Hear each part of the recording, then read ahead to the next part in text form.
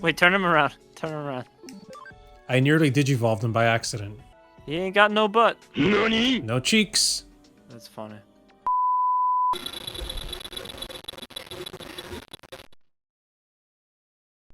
Back again, everyone. It's your boys, Zero. And I'm Nanners. And we're gonna go ahead and bother this chick to see what she has to say. Oh, that's Wormmon. In the digital world, there's a river of data particles and a beach where links are washed up. And? Huh. Okay. What a strange, peculiar interaction. Alright, so, if I remembered correctly, which I sure hope I'm remembering correctly, there's a place called Yummy Bank or something? So, let's go ahead and see if we can find it, because I am not sure. Oh man, this makes me really want to go to Japan. And I don't know if you heard the news. I'm sure you did. But Japan is going to start letting foreign visitors relatively soon. So, TSG, go to Japan. Here we go. Hey man, you don't gotta tell me. I've been wanting to go forever. Only issue is my Japanese is extremely limited and you have like none. So it's gonna be tough. But at least if we stay within the cities like Tokyo, we should be fine because there's supposedly enough English speakers that'll, you know, keep us out of trouble. Look, we're on the pulse of what's hot with YouTube. We got to start up like the new trend. You know, there's all these trends on YouTube, like, oh, we're gonna, everybody's boxing now, or like we're gonna do the 24-hour fort challenge, where like you stay in a fort. Now we're gonna start the newest YouTube trend, which is two YouTubers that don't necessarily speak the language very well go to another country and just live there for 4 months. That's the new trend, and then we'll just document the entire experience. How the hell would we afford that shit? That's all the ad my revenue. question. That's the thing. It's like it fulfills itself because it's a trend, so people will watch it because it's a trend. So we'll make tons of views and we'll get tons of ad revenue. So we could use that ad revenue to pay for the trip for living there for 4 months. It's perfect. It's like a way to get a free vacation. I mean, if we had the revenue, which by the way, to help us get there, everyone, please go ahead and subscribe. Oh, look at that. We spoke about him last time, Agumon Expert. Yeah, we did.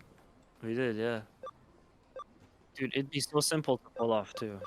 Absolutely simple. All we have to do is we have to just quit our jobs, say goodbye to our friends and family, and go away for 4 months. I mean, it'd be so simple.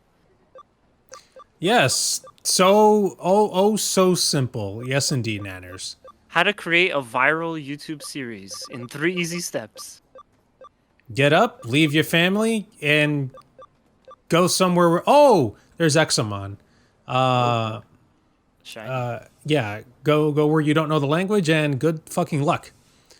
Again, going back to Digimon, this is the... Whoops. This is the Royal Knight that I was telling you that Dracomon could make it into. Oh, cool. And this guy is like the size of like 3 buildings combined. He's fucking huge. So he's Godzilla. Pretty much. And these are our medals, by the way. The ones we've been collecting throughout the whole game. Very, very cool. Oh wow, Omnimon X. Alright, so I'm gonna stop doing that because we need to do shit. I don't know what to do and I don't know where to go. Well, I have another discussion topic for us. That's not going to help us where we need to go, but I definitely have a discussion topic. Please. So this year, we didn't really do a video for a convention that we went to the year before, which is Colossal Con. Yes. Honestly, I was just too tired because we just did so much, and we stayed up to like 3 o'clock in the morning. We were gonna save everything for Sunday. That's probably the best day to do a video, because you can actually have fun on Friday and Saturday. And we had some other ideas for videos, but like it just didn't pan out. So we didn't do that. But speaking of collecting things, we were gonna do a video about the things that we purchased from Colossal Con, which I still wouldn't be against showing off. But as time has gone on, which that convention was almost 3 weeks ago at this point. I don't even remember everything I bought. I know I bought a lot of stuff. I know several of the things that I bought, but I can't tell you off the top of my head specifically like the whole list of everything I bought. So I don't know. Why don't we just kind of talk about it here and just go over what we got at Colossal Con? You know, I'm not against that. That's not a bad idea. Do you want to start it off, or do you want me to start it? Yeah, I mean, cause like you would have to bring all of your stuff that you bought over here, and once again, there was a couple of things that I got like day one. Actually, I did a lot of shopping day one, which was not like me. I try to keep my wallet closed, but I went into okay. So we'll start with what I got on day one. I went into this figure store, and again, I was keeping a firm fist over my wallet, like, nope, not gonna happen. Not buying anything. I know there's lots of figures. I know they got Gundams here, and I saw a Krillin figure. So it's Krillin from Dragon Ball Z, and the reason that it stood out for me, like, I'm not even like a huge Krillin fan, but I really liked it because as soon as I saw it, the version of Krillin that the figure was, like, I immediately recognized the episode. It was the episode where, or one of the episodes where, or I guess one of the parts of the story where him and Gohan had to put on Saiyan outfits, like the ones with the big armor, shoulder pads and stuff. Yeah, I know what you mean. I know what you mean. Yeah, and it looks really cool. Also, it has the detail of like damage because he's got like a huge hole in like his abdomen area, and he's just chucking, like absolutely chucking this Destructo disc, which it also comes with the Destructo disc too. So I kind of saw that, and I was like, oh, that was pretty cool. I was like, man, if I just had like, if I had like a need for more figures, I just got when we were at the book place, I got Aerith and Plague Knight from Book Off. So I already got that. So I was like, I already got some figures, so I'll pass on that for now. Then I'm like walking around and I'm like, oh man, let me look at these Gundams. I wonder if they have any Gundam Wing stuff. And they just so happen to have my favorite Gundam suit, and it was the actual version that I liked the most, because for like the most time you could not get like the original Gundam kits, the original ones from the TV show for like the longest time. They had some of those models from back in the day, but they were really bad quality, or like you had to like, they weren't model kits you'd build. You had to glue them and stuff or whatever. It was like a different style. But yeah, they had the high grade Gundam Heavy Arms. It is a 144. I prefer 100. I also prefer Master Grade, but I kind of just saw it and I was like, it's the original TV version. It's my favorite Gundam. One day I'll probably buy Sandrock too, and I'll have the two of them side by side. But I'm just gonna get it. And I was like, you know what? I'm gonna get Krillin too. I'll just get both. So I got the Gundam and I got the Krillin, and that was kind of like my big purchase for Colossal Con. I mean, dude, hey, when you find what you want, go for it, because I'll tell you right now, you will miss that opportunity, and the next time you find it, it'll either not. The next time you try to find it, it'll either not be there, or the price might have gone up, or it's used and damaged and shit. So sometimes you just have to act and get it when you can. I'm actually kicking myself right now because, again, this is based on Digimon. I'm working on a special video for the old Digimon card game. And I waited too long to get a few cards. And now it's quite difficult to either find them, or if I do find them, they're at not an affordable price. So it's just like I'm hating myself for not jumping on these when I had the chance. I see. There's this guy on the internet that started a Facebook group mainly focusing on making new cards for the old Digimon card game, Digimon Digibattle. And the cards don't look 100% authentic. There is a little bit of blurriness in the printing and shit, but it's good enough to play with. And it's something that I hate myself for, because I could have gotten some stuff from him early on and not had to have worried about About it running out. about it running out or him stopping the printing and stuff. So yeah, I'm kicking myself for that as well. So it's a good thing you jumped on those two things because you probably wouldn't have found them anytime soon afterwards. Or if you did, it would have been more expensive. Yeah. Oh, another story is my cousin-in-law Mario. He loves the Ninja Turtles. There was a remake of Turtles in Time that Ubisoft had put out there a while ago for the PS3, Xbox 360. And he downloaded the demo, loved it, and always put off buying it. Until one day, Ubisoft's like, yeah, we're going to take this game off the servers. And now you can't buy it anymore. Same thing happened with Scott Pilgrim. Exactly. So, of course, that made him upset. And I found out through the grapevine that you can still technically buy the game, but you'd have to make a completely new a foreign account to do so. So, of course, I helped him make that new foreign account. And it was a process because we needed an address. And I had to find a random ass address in order to freaking put in the funds and buy the game for him. The issue is now, Sony did this weird thing with the PS3 where you have to make like a specific password. And I don't remember the login credentials for that foreign account. Or even the email I created for it. So if he updates that PS3, that game is long gone for him now. Oh my god. Oh my god. Gaming in 2022, am I right?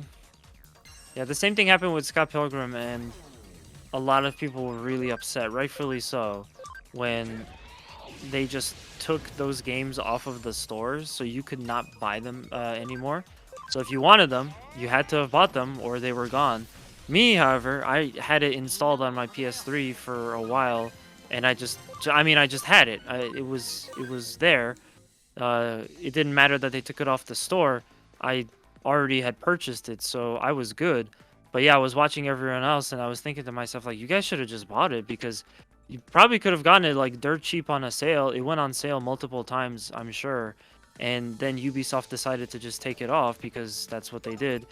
They got lucky though, because then they were probably taking it off in anticipation for re-releasing it, because they re-released Scott Pilgrim for all the modern consoles, and there was the limited run collection, which we also did an unboxing of, because I ended up buying it again because the limited run edition looked pretty cool. Also, I get a copy of Scott Pilgrim on Switch, so that was dope.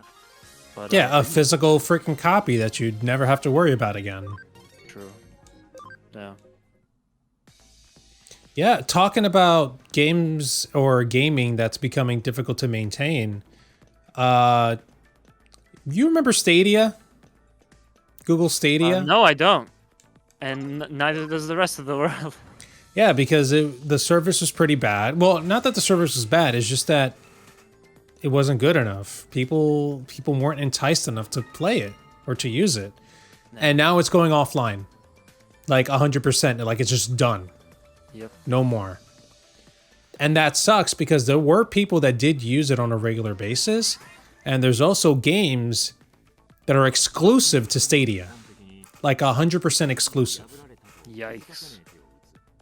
So those games are not playable anymore. Yeah, and you know what's another issue with that is just the problem of having to put something out where, in order to make it work or make it long lasting, it needs to have people supporting it. It needs to have people buying it, downloading it, using it, sharing it on social media, giving it good reviews and stuff like that. That's what it's going to take for something like Stadia to go on, to move forward and to thrive. But then the problem is, you're gonna a barrier to the average consumer to investing to something new like Stadia is the risk that it could fail and there goes, you know, your investment, your money. Like you probably I did hear that they were gonna refund some people too, but I'm just saying, like, you know, if you were all in on the Stadia train, if that was something that you're really about, like, you're basically taking a risk, because who knows if it's gonna do well or if it's gonna fail. I mean, there's been so many examples of that in the gaming industry, so it sucks, because then people would want to support it, but then you feel like you're taking a risk and you might lose out.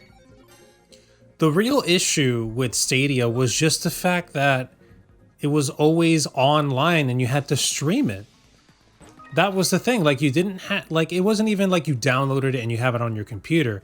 At least you have some sort of like ownership there, as long as you don't delete it or lose it somehow. In Stadia, there is no ownership. There is no, I bought this is mine, at least for the foreseeable future.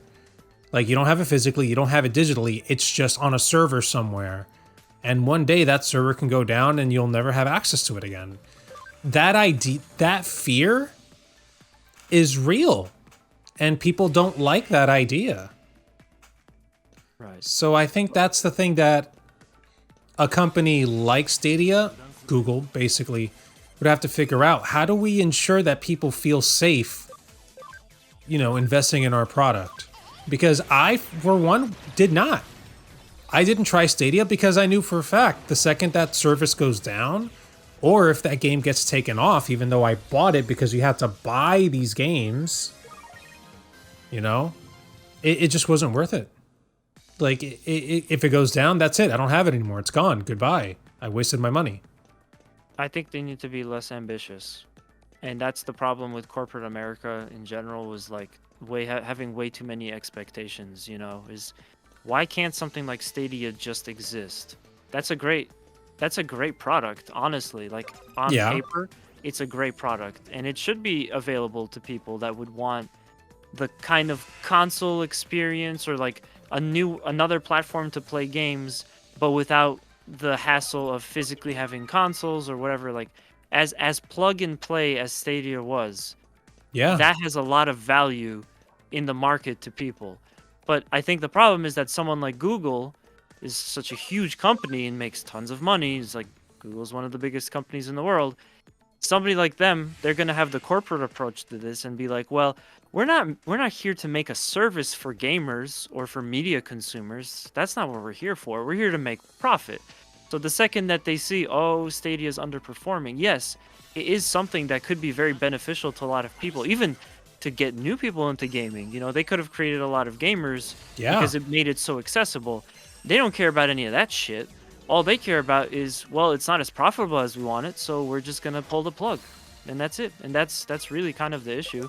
I think, if anything, someone else should do like a version of Stadia and make it, you know, like fully open source, make it like fully community based, and have it be, yeah, it'll be smaller. It won't have as much support. It won't have as many games coming into it, but just the idea of being able to plug and play, it could have done a lot of, it could have had a lot of value for gaming. But unfortunately, instead of, you know, just like being like a collective of gamers making it, it was just another big corporation that wanted to you know, invest into games and have a good ROI on their product. What the hell is an ROI? Oh, return on investment. Ah, okay. I see. You invest your money in, they want the money back. You know, they want not just the money back, they want the profit. Yeah, it's this constant battle. It's this constant battle between the corporate elite that only want to make money and not actually give a good service to the consumer, and the consumer themselves. Like, it's weird, because it's like, it would be easy for us to make the case for what we want, but to these freaking people, it just doesn't matter. It just doesn't. Yeah. It has to be money. It has to be money making. It has to be a certain way. If it's not the certain way, then no, it can't work. We're never doing it. Can't do it. God damn it. this puzzle giving you a bit of a challenge there. It is. What I need to find out is the right combinations of these terminals turned on or off to allow me to get that middle area like to appear so that way I can leave. That's what I need to do. Yeah. Kind of reminding me of like some of the Resident Evil puzzles with like the circle and shifting things. But usually those I can get through by just randomly pressing buttons, and I'll eventually get to the right combo. But do you see any? Oh. Try to be helpful here for once. Do you see any kind of rhyme or reason to when you're like what's actually happening when you push these buttons? So again, I don't know if you've been paying attention, but I have somewhat. The floor shifts. Like it's the paths are kind of rearranged where you can go, right? yes, that's basically what's going on. And even though like I'm so close right there, the only way for me to get on this path to get to that teleporter is to make this platform appear this way. So then I can get into the inner circle and then get the very middle turned on by one of these things. Now, I just realized that this configuration right now is base configuration. Oh, Kudamon. And I can't remove anything from here. Using that basically that bluish greenish one, I can't turn that one on or off. It's done. This one I can, and this is going to change the orientation once again. So now more of the inner circles are turned on, and I can move in. Right now I'm trying to find the right terminal to turn on or off. Maybe this one? What will this do? No. Okay. So we're going to turn that off. Yeah, because that basically locks me into the outer circle. There's that one over there. Then there's that one there that's just black screened? What will this do? Oh, that's the middle one! Figured it out. Holy crap. Yeah, baby. Right before I get to the terminal, of course, I have to be attacked. Well, at least it's easy to run away. Sometimes they don't let you. Because they're low level Digimon, I think that's why it's working. Now, I'm curious as to what this will do. If this teleports me, I'm going to be pissed. Ah. So it just turned off the inner rings. That's fine. All right, let's finally see what's going on. I do like that type of puzzle, but I think this one in particular, like me having to solve it, would give me a headache. I hear ya. Oh yeah, they let us go to the Digilab. Yes. All right, let's recover, and let's Digivolve that Gaomon. Yeah. How does that sound? That sounds all right with me. You know what also would sound all right with me? What? Hearing what you bought at Colossal Cost. We went on a tangent, bro. We did. We went all the way to Japan and back. Like, quite literally. So, Nanners got the Krillin figure. He got the Gundam Wing suit Gundam thingy. And now we don't have enough memory again. Crap. Goodbye, Galgabon. It was nice knowing you. I guess that'll be like we can have 3 strong Digimon, and then like also have like a weaker one to level them up or what have you. Actually, yeah. Now that you mention it, why don't we go ahead and move in a different one? So would you rather have Fanbimon, Renamon, Starmon, Demidevimon, or Goblimon? Or Otamamon? Goblimon. Alright. Alright, we got Goblimon on our team. Can he just Digivolve right now, or... Because he's level 12. He can go into Nannimon, but I'm pretty sure we don't want that. Wait, turn him around. Turn him around.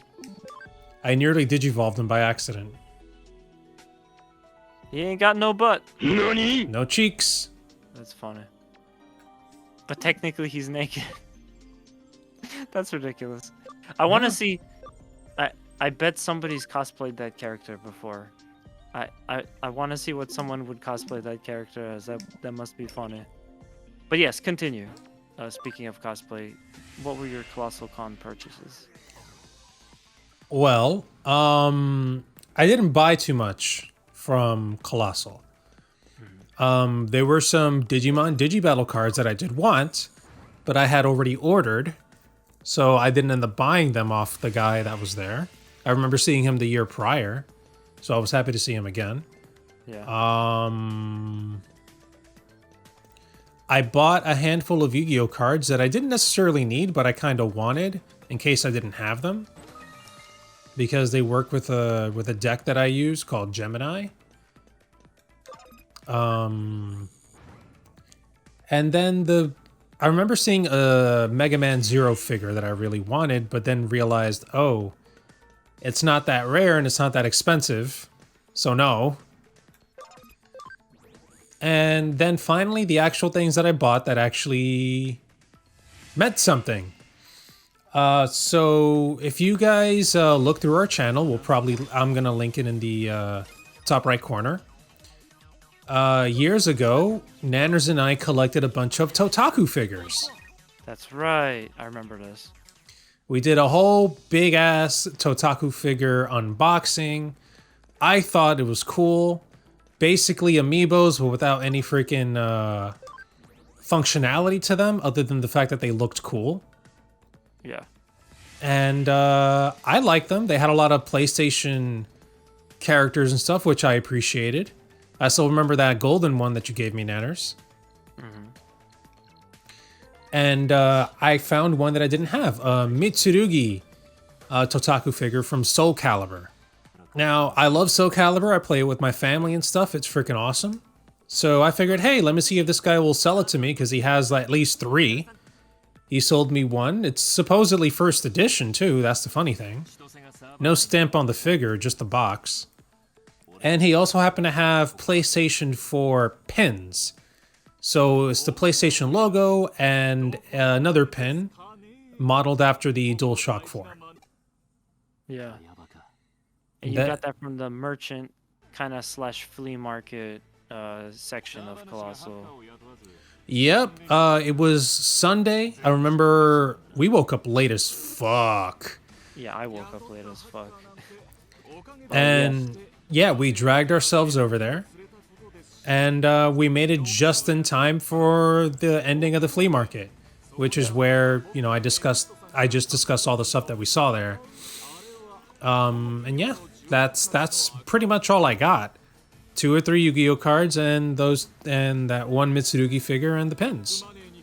Yeah, those flea market things are pretty cool.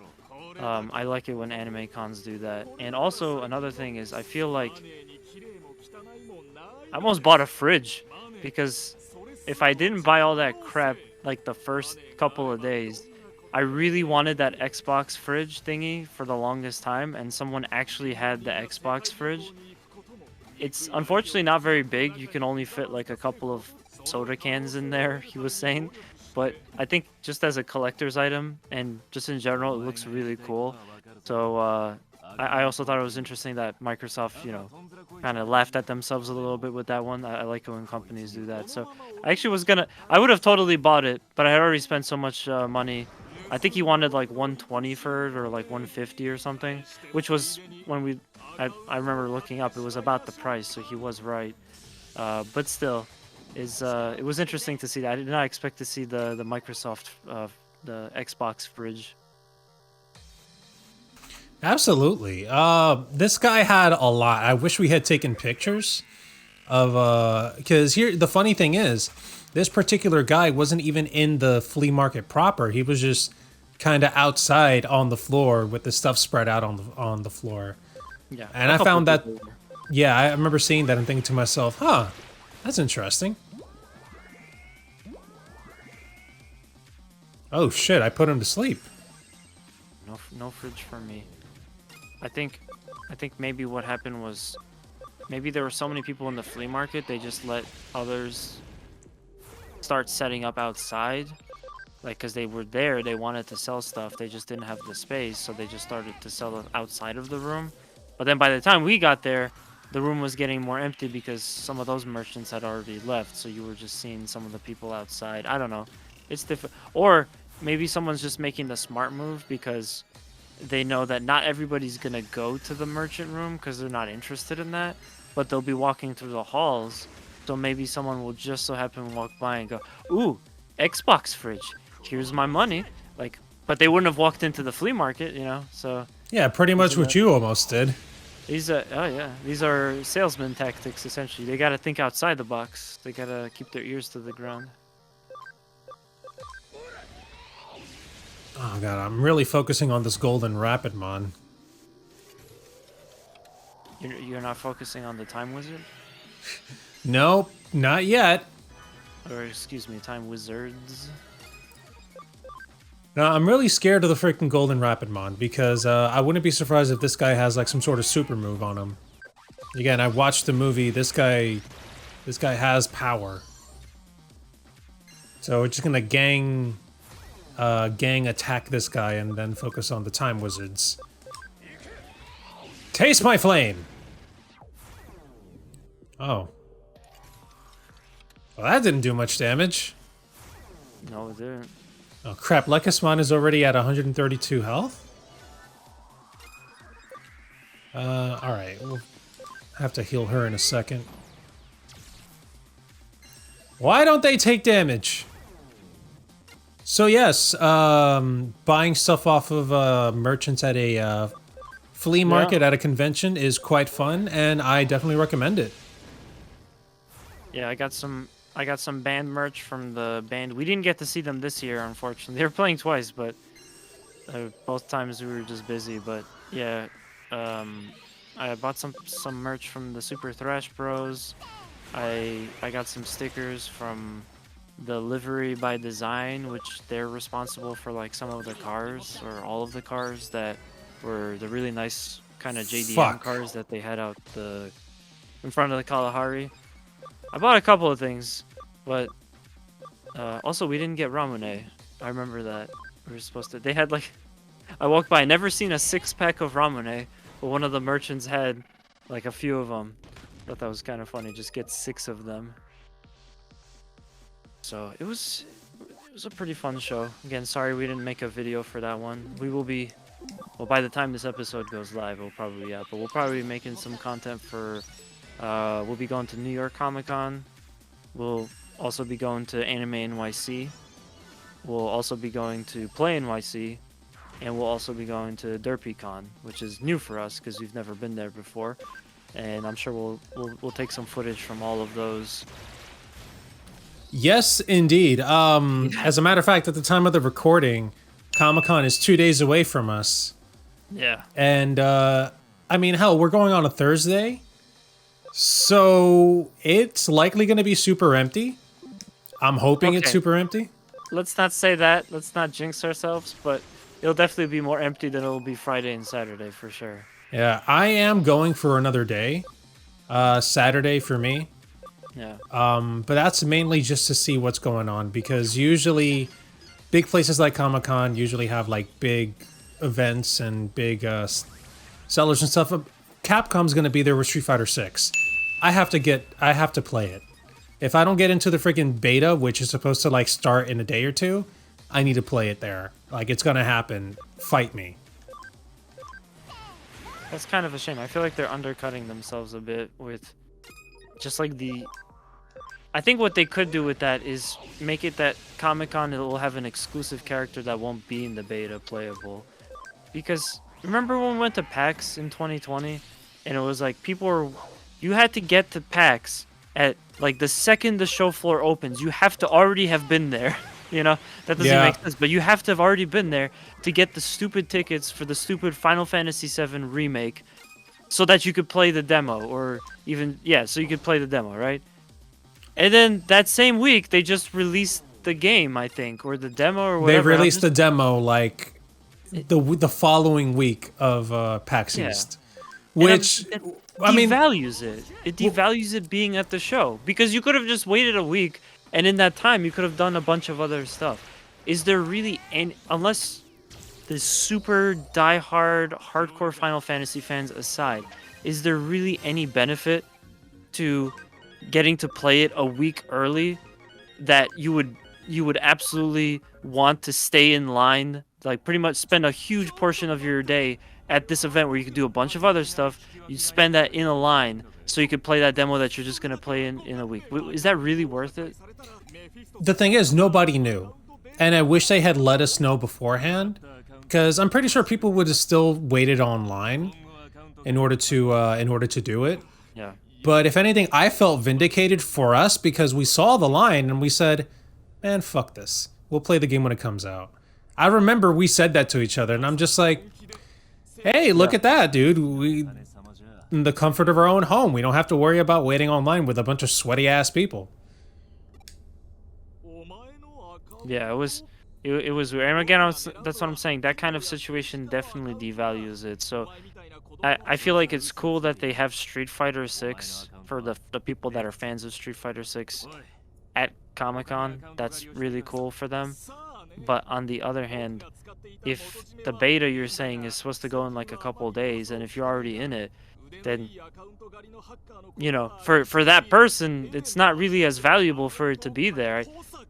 That was one of the big downsides I saw to Comic-Con, New York Comic-Con specifically, and also a little bit PAX East, if I have to be honest too. It just feels like it's not as big as the other show.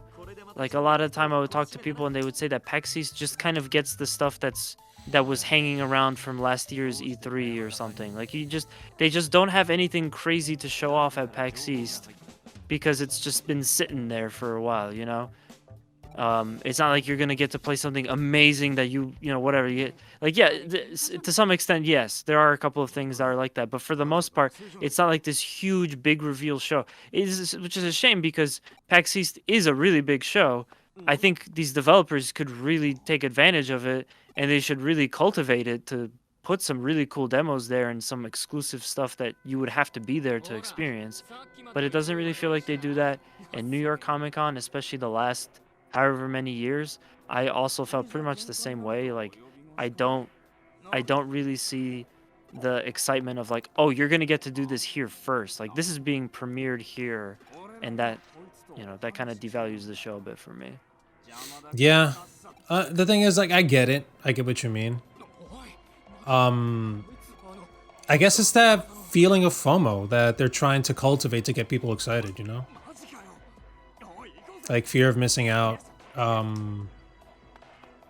Like, I think these freaking event organizers just need to come up with better things. You know, instead of having to get people to be like, oh my god, this is only premiering here, I'm only going to be able to see this here before it releases. Like, you can do more.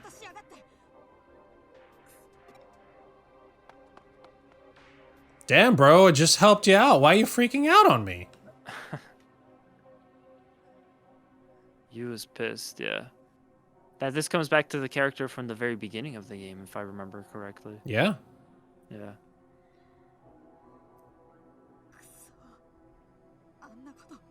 What came over me back there?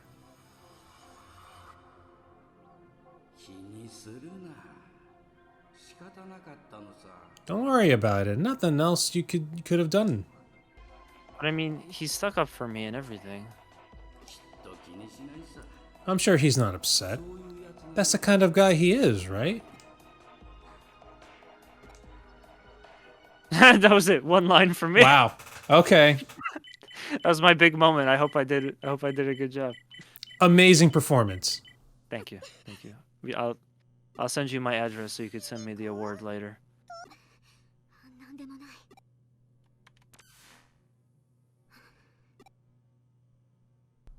What the hell is going on? She gets a headache, you starts acting out like a freaking maniac. What's going on in the digital world? I don't know, but it looks like we're heading into the next chapter. Yeah. There we go.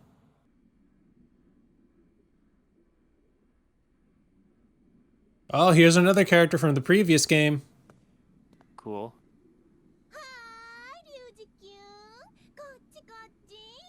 Yeah, I'm not doing that voice. I'm not doing that voice either. Not it. Not it? Oh, God. No, sorry for the wait or anything. You'll never get a girl with that attitude. I didn't come here for jokes. So young, yet so serious. Not that I hate that about you. The data, as promised. Hee hee. Yes, here they are. My precious corporate accounts. Every last one of them, too. The way you work is smooth and sexy as ever, Ryuji. I took care of the guy that used Kayaba to raid these accounts. Well, who cares about that? That guy was just a sweet plaything to use and throw away. Are you the reason he started acting funny? Hee hee. I don't know what you're talking about. Still, I can say that you shouldn't just wear something you get from someone else. Who knows what danger might lurk inside of it? What should I do about Kayaba? He's more or less out of commission, but still. You can leave him be. He's harmless as long as we have a ledger. Have his ledger. Hee hee, what a moron. Things turn out this way when the guy holding the purse strings gets greedy and tries to raise prices. And he could have had such a tasty morsel to snack on if he'd just done as he was told. Oh, ara ara. Sorry, 1 second. Ara ara. I totally forgot to ask. Please link this business data to these accounts I got my hands on. With no traces of where they came from, of course. This is... Is there some sort of problem? Oh, that reminds me. I got a call from Central Hospital. Sounds like the test results weren't all that good, huh? Irk. I guess there'll be a need for more treatments in the future, yes? Ah. Well, what can you do? The kid needs it, after all. Hehehe. Now, don't you worry. I'm doing everything in my power, too, you know? Don't act so shocked. After all, you're working yourself to the bone for Kamashiro. And by that, I mean little old me. You and me, we make beautiful music together, don't you think? What the fuck? He's not even saying anything. He just nods, no! Hee hee. Well then, I'll leave you to it, my sweet little Ryuji. What the fuck?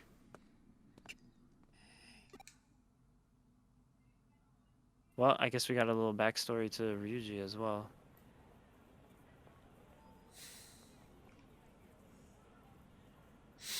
What's happening with him? Oh, he's remembering. I haven't been able to contact you since then. What in the world happened to him? I finished looking into that matter. Akira Hosaka's. Oh my god, more cutscenes. We're trying to end an episode here. Akira Hosaka, a pretty nasty hacker in his own right. He raided accounts across Eden regardless of age or gender, and sold them just as indiscriminately. Still, that's all I know. His whereabouts are currently unknown. His activity all but stopped a little while ago. His trail's gone cold. There's little info on him. Maybe I could learn something if I borrowed Chitos's malware for a thorough investigation. I mean, I can give it a shot. Just don't expect me to do it for free, okay? Don't play dumb, and don't worry, it's not money I'm after. There's been a lot of digital wave abnormalities in Eden lately, right?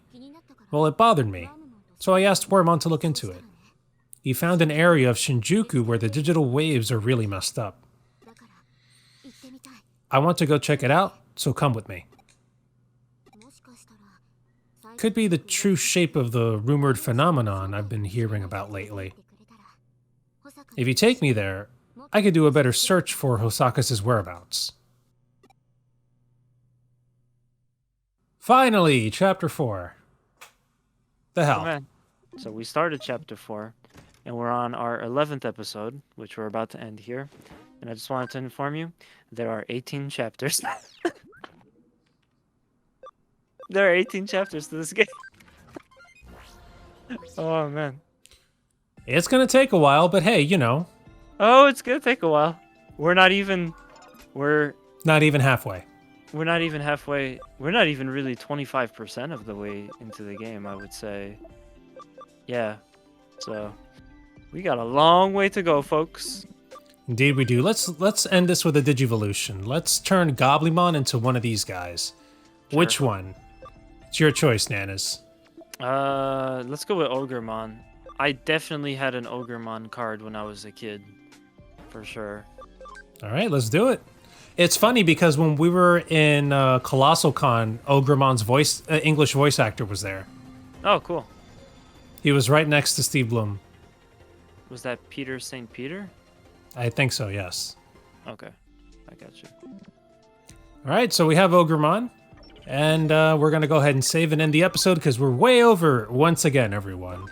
Once again, thank you so much for watching. If you guys did, please make sure to slap the like button. Make sure to mash that subscribe button. And Nanners, tell them again what they should do in the comments. You should let us know what your favorite thing that you bought at Colossal Con East was. No, you should let us know what's your favorite thing that we bought at Colossal Con East that we mentioned. Let us know in the comments below. Indeed. Until next time, everyone, take care.